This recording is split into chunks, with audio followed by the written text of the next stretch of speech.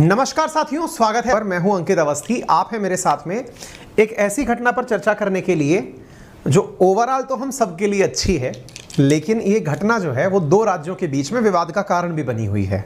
खैर, उन दोनों राज्यों का भी लड़ना जो है वो सकारात्मक कारणों से है। तो इन दोनों राज्यों की लड़ाई का मतलब ये नहीं है कि दोनों ने अपनी पुलिस लड़ा दी है या फिर सेना लड़ा दी है।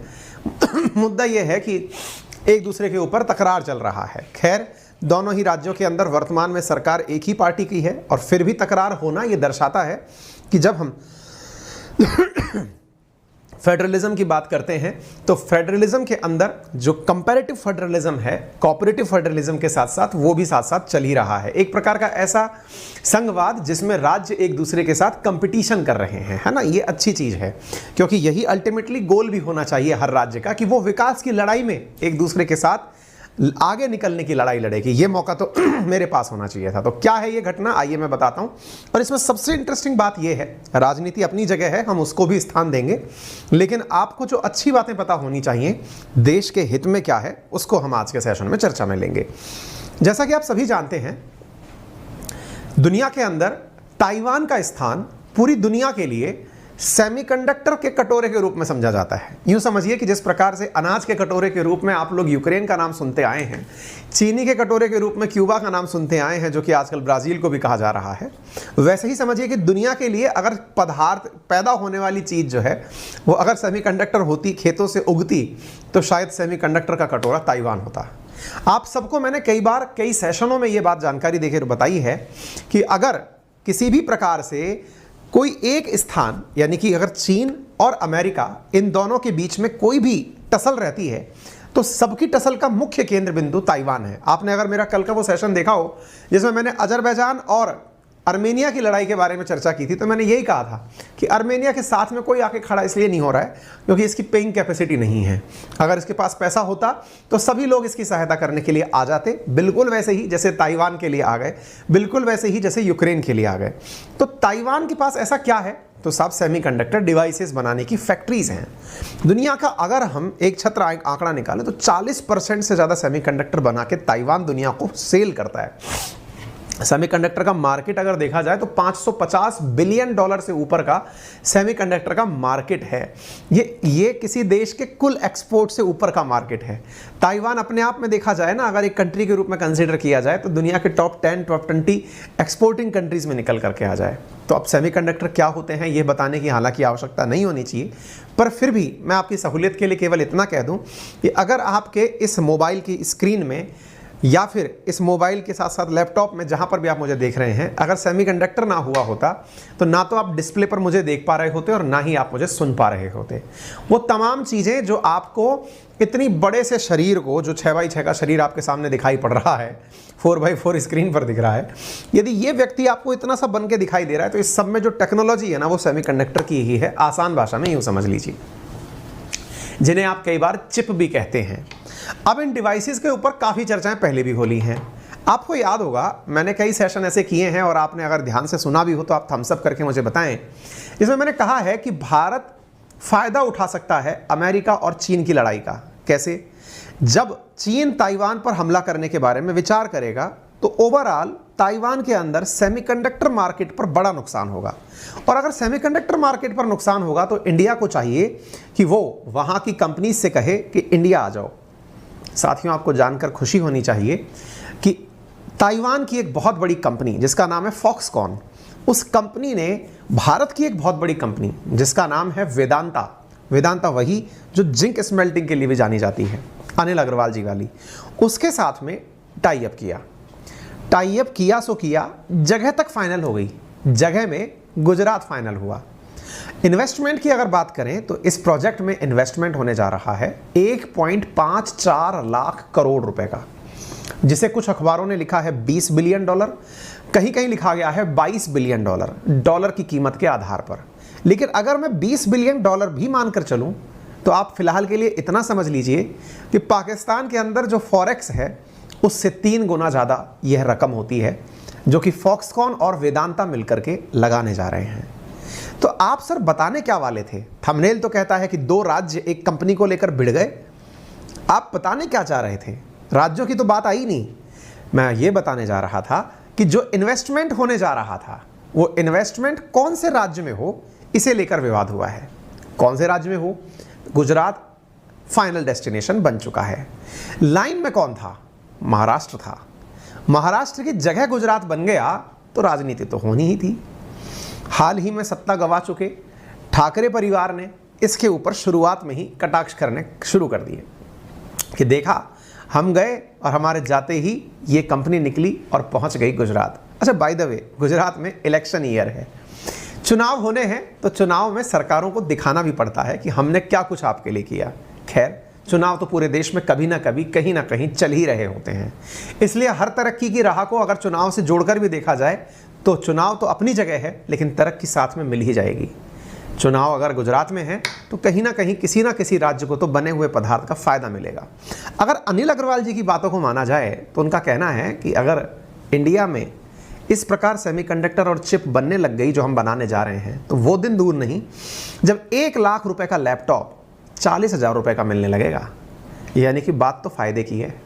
फिलहाल के लिए मैं आपको वो बताने जा रहा हूं जिसके चलते गुजरात और महाराष्ट्र आपस में भिड़ लिए हैं, लेकिन सेंटर में कौन है जिसको लेकर लड़ाई हुई है?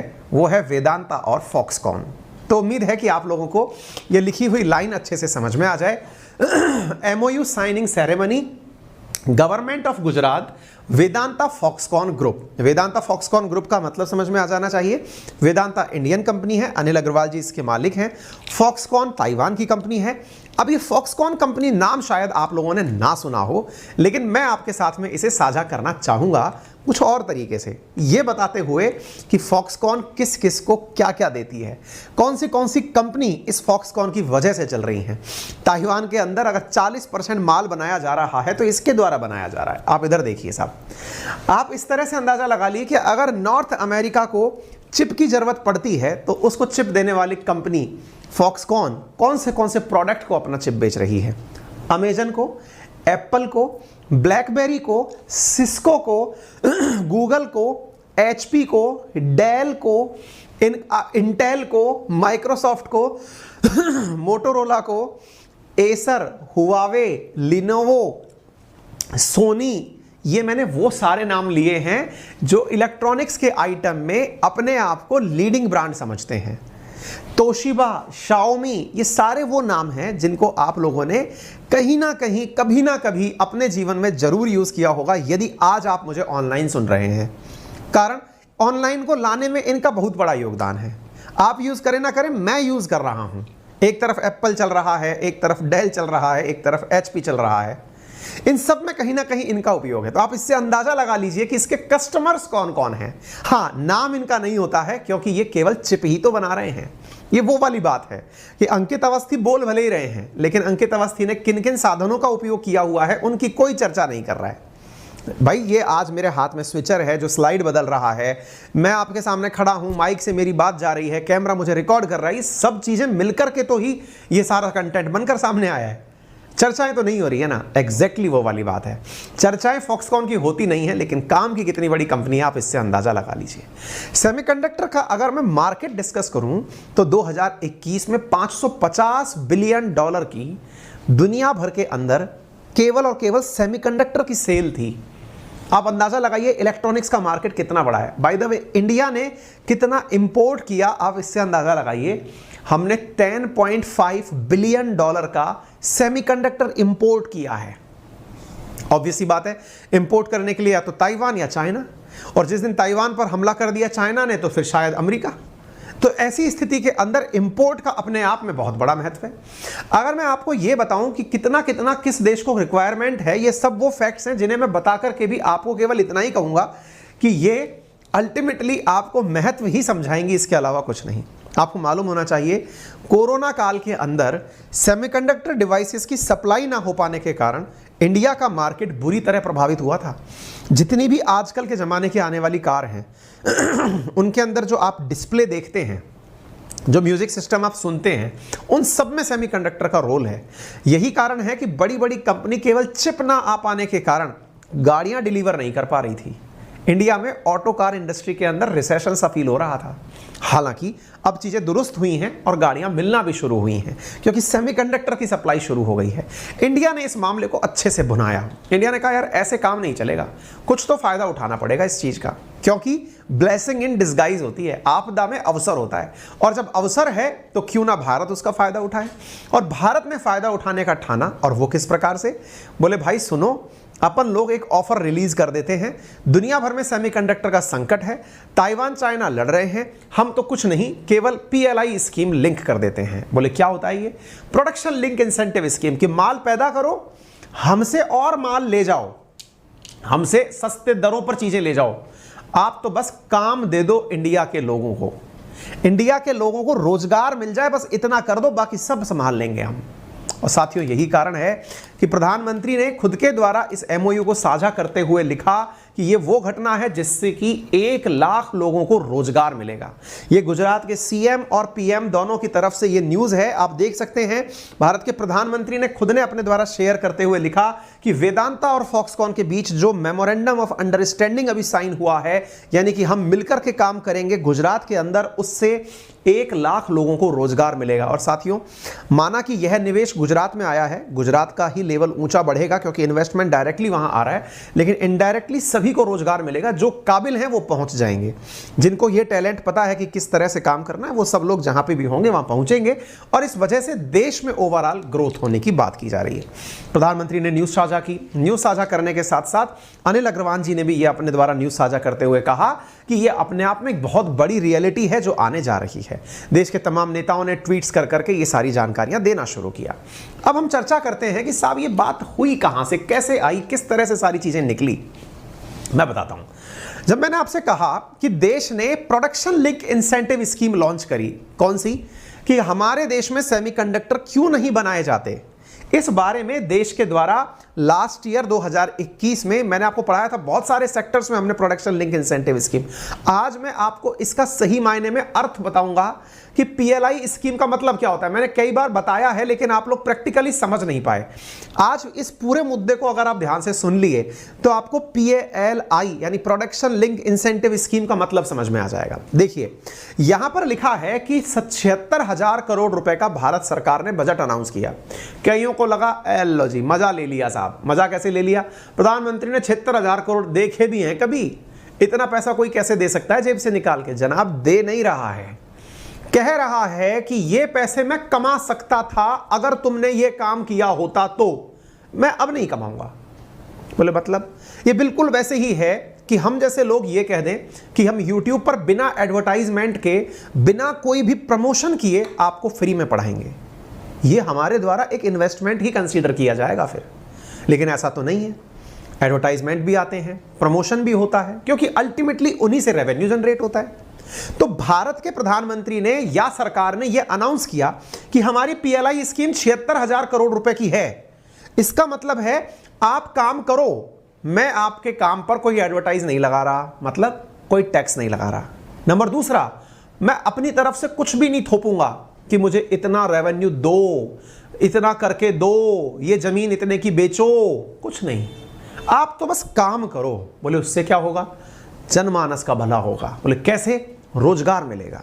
तो ये जानकारी जैसे ही आई ना, तुरंत इन्होंने इस बात को पकड़ लिया। ये कौन है साहब? ये हैं अपने वेदांता ग्रुप के अनिल अग्रवाल जी। इन्होंने इस मौके को भुनाया। बोले यार ये तो चीज़ बहुत सही है, अगर हमको ये चीज़ मिल जाए तो चलो फॉक्सकॉन को समझाते हैं। ये फॉक्सकॉन के पास पहुंचे कि साहब आप लोगों को इंडिया आना चाहिए। इंडिया आओगे तो जो इन्वेस्टमेंट आप लोग करोगे उसमें 60% हम इन्वेस्ट करेंगे, 40% आप इन्वेस्ट कर दो, कुल मिलाकर 100% हो गया। आप इंडिया आओ, जितना ताइवान में खर्चा आ रहा है आपका माल बनाने में, इंडिया खुद एक मार्केट, बहुत बड़ा मार्केट है, इतना बड़ा मार्केट है जो खुद $10 बिलियन का माल परचेज करता है। सोचो कि आप वहीं की वहीं बैठे रहोगे तो इंडिया तो आपसे और ज्यादा माल परचेज करेगा, यानी आपको कंपटीशन ही नहीं होगा विस्ट्रॉन से, पेगाट्रॉन से, आप अपना माल सीधा टिका देना। फॉक्सकॉन को यह बात समझ में आ गई। फॉक्सकॉन को बात समझ में आ गई और यही कारण निकला कि फरवरी 14 वैलेंटाइन दिवस के अवसर पर इन दोनों ने घोषणा कर दी 2022 में कि हम साथ मिलकर काम करेंगे साहब। बोले चलो ये तो बहुत बढ़िया हो गया। और जब दोनों साथ मिलकर काम करेंगे तो साहब ऑब्वियस सी बात है कि इससे भारत का भला होगा। और भारत का भला होगा अक्सर हमें लगता था कि यह केवल पेपर पर होता है, क्योंकि प्रधानमंत्री जब आए थे तब घोषणा की थी कि स्टार्टअप मिशन लाएंगे साहब। लोगों ने सोचा कि अरे केवल बातें हैं। आज देश में 70,000 स्टार्टअप काम कर रहे हैं। मैं जिस चैनल के माध्यम से आपसे बात कर रहा हूं, इट्स ए स्टार्टअप। इसके अलावा ये यूनिकॉर्न भी है। प्रधानमंत्री ने खुद अभी कहा कि हमारे देश में तो 100 तो यूनिकॉर्न चल रहे हैं। यूनिकॉर्न का मतलब जो $1 बिलियन से ऊपर की वर्थ रखते हैं। इसका मतलब यह हुआ कि देश के अंदर जो योजनाएं बनाई जाती हैं वो होती हुई दिखती हैं। यदि आप इसको भी देखेंगे तो आपको दिखाई पड़ेगा। कैसे? चर्चाएं हुई तो ये धरातल पर आने लगी। धरातल पर आने लगी तो इसके तुरंत बाद, अब मैंने जो आपसे शब्द कहा ना PLI का अर्थ क्या होता है, आप उसे समझिए। तो देखिए इसका अर्थ आपको यहां से समझ में आएगा। गुजरात ने कहा कि हम सेमीकंडक्टर्स के लिए एक पॉलिसी ही लॉन्च कर देते हैं। अब आपके दिमाग में फिर से एक सवाल आएगा, अजी साहब अब ये पॉलिसी क्या होती है? अभी तक तो PLI समझ नहीं आ रहा था, अब आप पॉलिसी और घुसा दिए। ये क्या होता है? पॉलिसी क्या होता है मैं वो बताता हूं। ऐसे समझिए, हमने अगर आपके लिए कोई दुकान ओपन करी, अब दुकान ओपन करी, आप हमारे पास सामान खरीदने आए, भाई साहब हमको इस चावल दे दो, गेहूं दाल जो भी है आप खरीदने आए। मैंने कहा यार देखो मैं गेहूं चावल दे तो दूं, लेकिन मेरी एक पॉलिसी है। बोले क्या? कि मैं अगले 5 महीने तक ही आप लोगों को उधार सामान दूंगा, उसके बाद उधार नहीं दूंगा भाई साहब। आपने कहा जी भाई साहब 5 महीने अगर आपने उधार दे दिए ना, इतने में तो हम खेल जाएंगे, हमें बहुत अच्छा फायदा मिलेगा आपके इस प्रयास से। एक बगल में दुकान खोल के खड़े थे, उन भाई साहब ने कहा भाई साहब अपने पास पॉलिसी नहीं है लेकिन माल सारा है। तो भाई साहब जो आया हमारे पास सामान लेने, उसने कहा फिर तो भाई साहब आप ही बढ़िया हो, कम से कम उधार तो दे रहे हो, पैसे पे ब्याज भी नहीं लगा रहे हो, तो मैं आपसे ही सामान क्यों ना लूं? हमने कहा बहुत बढ़िया समझ गए तुम तो। यही बात गुजरात ने करी। गुजरात ने 2022 में सेमीकंडक्टर पॉलिसी लॉन्च करी 5 साल के लिए, 2022 से लेकर 2027 के बीच में, और कहा कि मैन्युफैक्चरिंग सेक्टर के अंदर आप आइए, चिप मैन्युफैक्चरिंग के अंदर, और गुजरात को देश का पहला राज्य बना दो। अब कुछ लोग कहते हैं कि साहब ये गुजरात के ही दिमाग में क्यों आया? साहब ये तो अपॉर्चुनिटी है जी, ये बिल्कुल वैसी अपॉर्चुनिटी है जैसे हम सब लोग ऑफलाइन पढ़ाया करते थे। पहले पढ़ाते हुए 13वां साल शुरू हो गया लगभग मेरे को। अब हम सब लोग ऑफलाइन ही पढ़ाया करते थे, लेकिन जिस समय कोरोना आया उससे पहले मैं ऑनलाइन में एंट्री कर गया। आज आपका प्यार मुझे मिल रहा है। मेरे जैसे जाने कितने लोग हैं जिन्हें ऑनलाइन में आने के कारण आपका प्यार मिल रहा है। ये तो सोचने की बात है कि आपने कब मार्केट में एंट्री करी। गुजरात भी वैसा ही निकला। गुजरात मार्केट में सही टाइम पे एंट्री कर गया, इसने पॉलिसी लॉन्च कर दी। अब देखिए सारी घटनाएं एक साथ बैठ रही हैं। ऐसा नहीं है कि केवल गुजरात में बीजेपी की सरकार है, देश के बहुत से राज्य ऐसे हैं जहां पर भाजपा की सरकार है, लेकिन एक विजन था दिमाग में कि यार अपन इस मौके को कैश कर सकते हैं। सरकार ने PLI बोल दिया, वेदांता ने साथ में मिलने की बात कर ली, अपन स्कीम लॉन्च कर देते हैं। इनने स्कीम लॉन्च कर दी और कहा कि आप तो हमारे पास आओ और हमारे लोगों को रोजगार दो, बाकी हमारे ऊपर छोड़ दो, हम जो मन में आएगा वो आपके लिए उपलब्ध कराएंगे। अब जैसे ही ये बात निकल करके आई भाई साहब, वेदांता ने इनसे चर्चाएं शुरू कर दी कि सर हम आपके पास आ सकते हैं क्या हमारी कंपनी लगाने के लिए। अब इनकी बातें क्या हुई, ये बातें अपन को तो पता चली नहीं, लेकिन अचानक न्यूज मार्केट में आई। और मार्केट में क्या आई? 14 सितंबर की न्यूज है। आदित्य ठाकरे जी कहते हैं एकनाथ शिंदे जी से कि आपके होते हुए वेदांता फॉक्सकॉन की कंपनी जो है वो महाराष्ट्र से निकलकर गुजरात चला गया। बोले क्यों? बोले असल में उनकी तो पहली नजर महाराष्ट्र पे थी, और जब हमारी सरकार थी तो हमने उस समय, अब देखो महाराष्ट्र एक कदम और आगे चल रहा था उस समय। किस समय? जब अनिल अग्रवाल जी फॉक्सकॉन से बात कर रहे थे, उधर महाराष्ट्र दिमाग में ऑलरेडी लेके चल रहा था कि कंपनी आएगी तो कंपनी को जगह चाहिएगी। भाई साहब महाराष्ट्र सरकार ने जगह तक फाइनल करके रख ली, पुणे के पास में एक पालखेत करके जगह वहां रख ली। बोले आप यहां रह लेना साहब, यहां लगा लेना कंपनी, और स्किल्ड लेबर मिलता है महाराष्ट्र में। यह महाराष्ट्र का कहना था।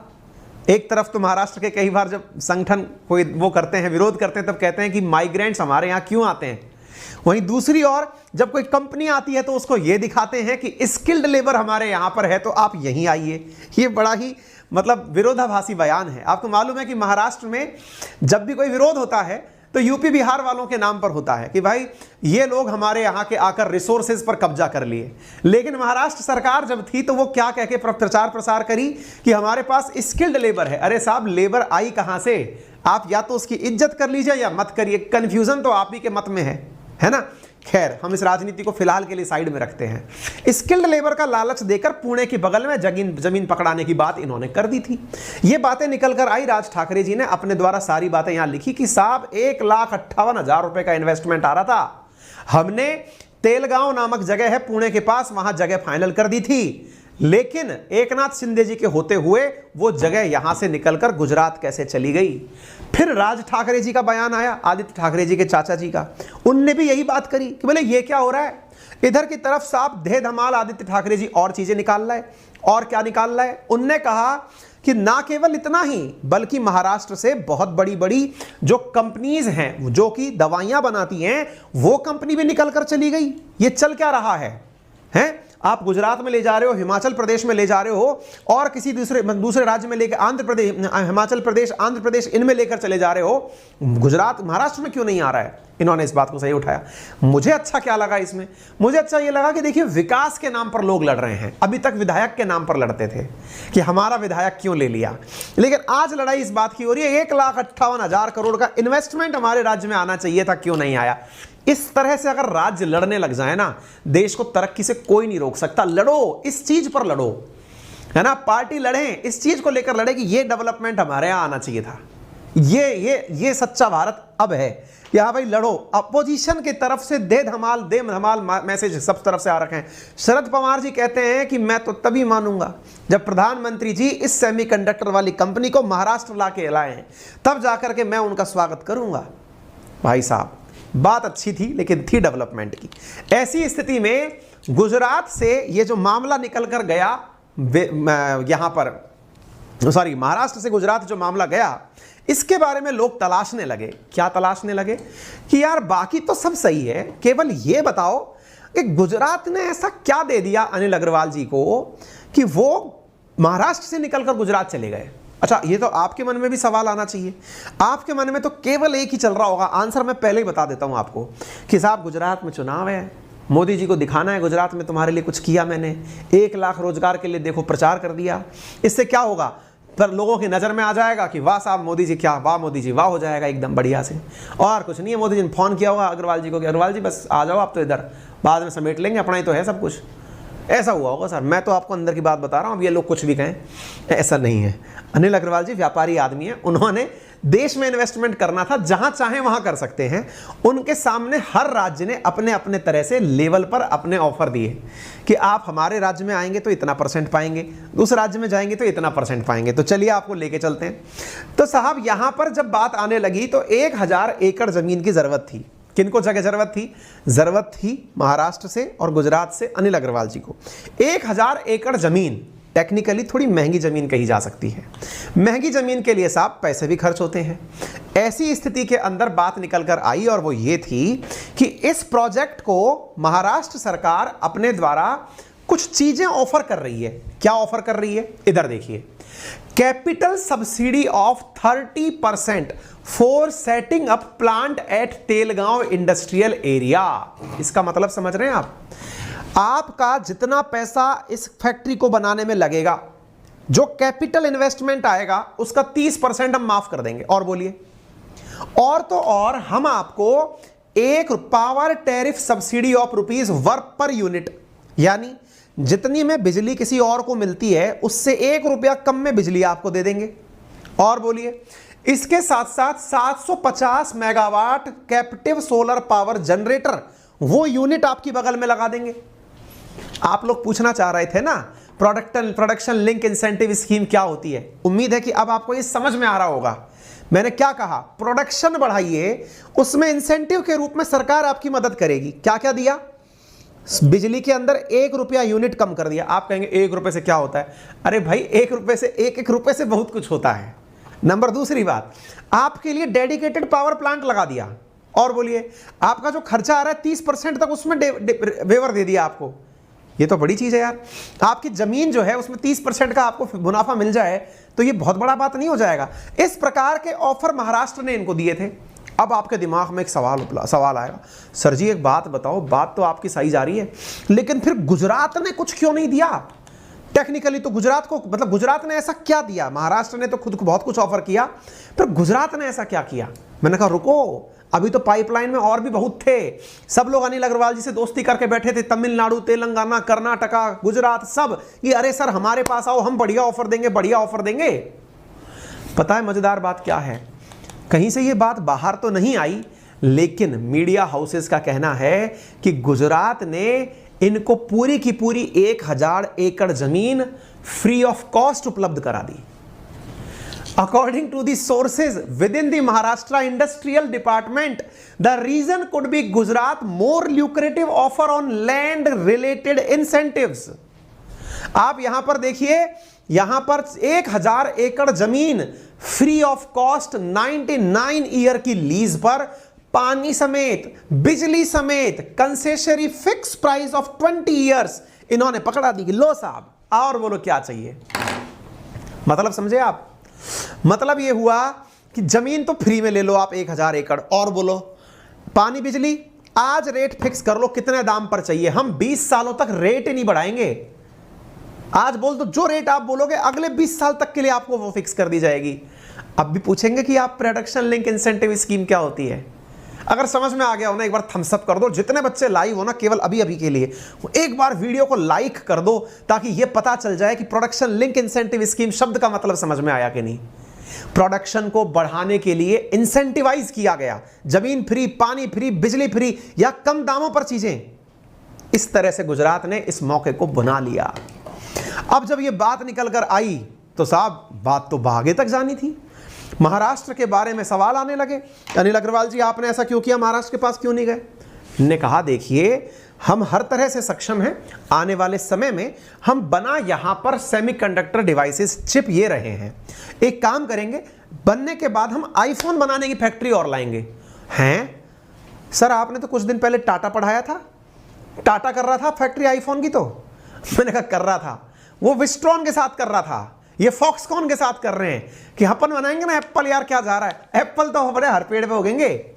बोले क्या बात कर रहे हो? बोले सर रुको तो सही, जब यहां पे ये प्रोडक्ट बनेगा, सेमीकंडक्टर बनेगा, तो सेमीकंडक्टर बन के बनेगा तो फाइनली मोबाइल बनाने की फैक्ट्री आपके लगा देंगे। क्या बात कर रहे हो, अपन तो पड़ोसी है। तो भाई साहब we will create a hub for manufacturing of iPhone और टीवी, आपके पड़ोस में कर देंगे, लोड मत लो। Maharashtra project will be a count of forward integration for Gujarat JV plant, joint venture करेंगे, लोड मत लो। 1 लाख का लैपटॉप 40,000 में बेच देंगे। हमें लग रहा है चुनाव में ना उतर जाएंगे, भाई साहब वादे कर रहे हैं। मतलब ये है कुल मिलाकर के कि आप चिंता मत करिए, महाराष्ट्र के साथ भी बढ़िया कर देंगे, चिंता ना करो। भाई साहब जवाब आ गया इनका। लोगों ने कहा वाह भाई अनिल अग्रवाल जी बचा गए आप तो, महाराष्ट्र वालों का भी थोड़ा गुस्सा शांत कर दिया आपने। बोले चिंता मत करो, हम इनके साथ भी एमओयू साइन कर देंगे, भविष्य में इनके साथ भी कुछ बढ़िया प्रोग्राम करेंगे। फडणवीस जी के ऊपर बात आ गई कि फडणवीस जी आपके होते हुए महाराष्ट्र चली गई चीज, गुजरात चली गई, आप क्या करेंगे? अरे सर कोई नहीं, गुजरात भी अपना ही भाई है, इसमें क्या बात है, कोई पाकिस्तान थोड़ी है जो पाकिस्तान में चली गई। महाराष्ट्र और गुजरात एक ही तो है, वास्तविकता भी है, दोनों पहले एक ही राज्य के हिस्से हुआ करते थे, ठीक है। और देश में इस प्रकार का ही संघवाद हो कि वो राजनीति से ऊपर तरक्की की बात सोचे। आज कहीं पर भी रोजगार उत्पन्न होगा, हमारे और आपके ही भाई बहन कहीं ना कहीं रोजगार पाएंगे। इन्वेस्टमेंट भारत में हो फिर चाहे वो कहीं भी हो, लेकिन राज्य आपस में इन्वेस्टमेंट को लेकर लड़े, ये एक अच्छे भारत की निशानी प्रतीत होता है। उम्मीद है कि आपको ये जानकारी पसंद आई होगी। अगर आई हो तो इसे लाइक शेयर करना बिल्कुल मत भूलिएगा, सभी साथियों से जरूर शेयर करिएगा और 2-4 लोगों को आप खुद भी समझा दीजिएगा। फिलहाल के लिए इतना ही। इस कंटेंट की पीडीएफ मैं अपने टेलीग्राम चैनल अंकित अवस्थी सर, जो कि वेरीफाइड टेलीग्राम चैनल है, उस पर शेयर कर दूंगा। जीके भाई अंकित अवस्थी सर के नाम से भी है, आप वहां पर भी देख सकते हैं।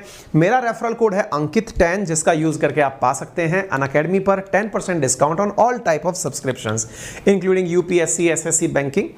यूपीएससी के अंदर बहुत ही wide variety of content, wide variety of educators available है, जो कि बेस्ट इंडिया के एडुकेटर्स हैं, एक ही प्लेटफॉर्म पर आपके लिए उपलब्ध हैं। यहाँ दो प्रकार के कोर्सेज अवेलेबल हैं, एक का नाम प्लस है, एक का नाम आइकॉनिक है। दोनों ही कोर्सेज की फीस में 10% का डिस्काउंट मिल जाएगा। आइकॉनिक प्लान थोड़ा महंगा है, इसके पीछे की वजह यह है क्योंकि यहाँ पर आपको एक्स्ट्रा बेनिफिट्स दिए जाते हैं, जैसे मेंटरशिप आपको दी जाती है, डेली आंसर राइटिंग प्रैक्टिस की जाती है, टारगेटेड स्टडी कराई जाती है, डाउट सॉल्विंग क्लासेस दी जाती हैं। हालांकि डाउट सॉल्विंग प्लस में भी मिलती हैं, लेकिन आइकॉनिक तुलनात्मक रूप से मोर फीचर्स है, आप उसे भी एक्सेस कर सकते हैं। कोर्स की फीस जो है उसको आप लोन के रूप में भी अवेल कर सकते हैं, वो बताऊंगा, लेकिन उससे पहले ये जान लीजिए कि 15 सितंबर से हाल ही में 4 नए बैच शुरू हुए हैं, आप इन्हें भी ज्वाइन कर सकते हैं, पुरानी क्लासेस भी देख सकते हैं। जब तक सब्सक्रिप्शन रहेगा, जितने नए बैच लॉन्च होंगे आप उन सबको देख पाएंगे। प्रीलिम्स, मेंस, ऑप्शनल सारी क्लासेस एक ही सब्सक्रिप्शन से देख पाएंगे, ये सबसे बेहतरीन चीज़ है। हमने आपको बताया, इसके साथ साथ यदि आप चाहते हैं लोन फैसिलिटी का लाभ लेकर क्लासेस पढ़ना, तो use my referral code Ankit 10 and you can contact on 7878158882 for loan assistance. Thank you so much.